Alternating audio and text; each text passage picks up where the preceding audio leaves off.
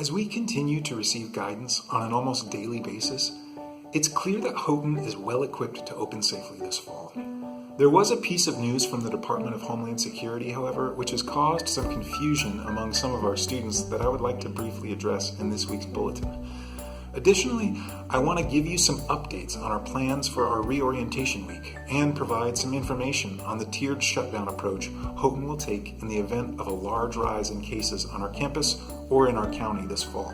First, the Department of Homeland Security released guidance for schools like Houghton who have international students learning on their campuses. Because Houghton is preparing to offer in-person education this fall, much of this new guidance does not apply to the majority of our international students. Those students who are planning to live abroad and take classes remotely from Houghton, however, would need to reapply in the future for a student visa if they were to want to come back to the States, either for in-person education or to obtain a work visa after completing their studies. International students who are planning on this are encouraged to reach out to the Office of Student Life for help. International students who are planning to return to campus for in-person education this fall are encouraged to continue forward with these plans. We have every intention of continuing to house international students on our campus in the event of a shift to remote education, and are consulting with campus partners to see how we can continue to fully support the academic and personal needs of our international students on campus under the parameters set out in this guidance. Once students arrive on campus, we will have reorientation programming for all new and returning students during the week of August 24th. Most of our programming for this week has been designed to be delivered virtually, giving students who are unable to return to campus the opportunity to participate as well. There will be late morning and early afternoon sessions for new students covering topics like transitioning to college well, engaging in co-curricular activities, and college learning strategies. All students will be invited to participate in sessions like our yearly all-hall meetings, activity fair, bias response training using our new bias response procedure,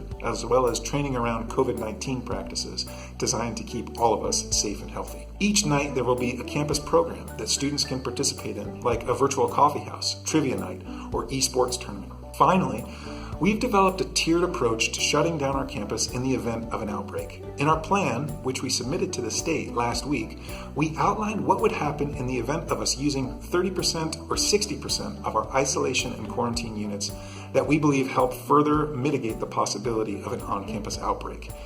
If the campus uses 30% of our isolation and quarantine units, we will begin to restrict non-essential in-person gatherings. So classes and athletic competitions would still be able to continue, but in-person co-curricular events or in-person meetings would be restricted. If we were to reach 60% usage of those facilities, we would further restrict all in-person gatherings. If Houghton were to reach 90% usage of these spaces, we would need to begin a rapid shutdown procedure that would require students to return home within 48 hours. We'll continue to be in close contact with our campus community prior to any of these benchmarks being reached, but we think it's important for you to know what our plans are ahead of time and what a potential shutdown might look like in the event of a possible outbreak. It's my hope that these weekly communications are helpful to you as you plan for the fall semester.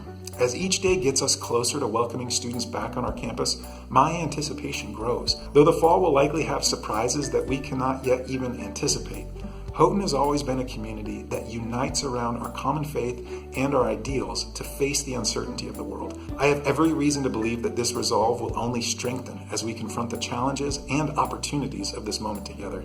Thank you for your continued partnership in this, and I pray that you feel the peace of Christ in this time.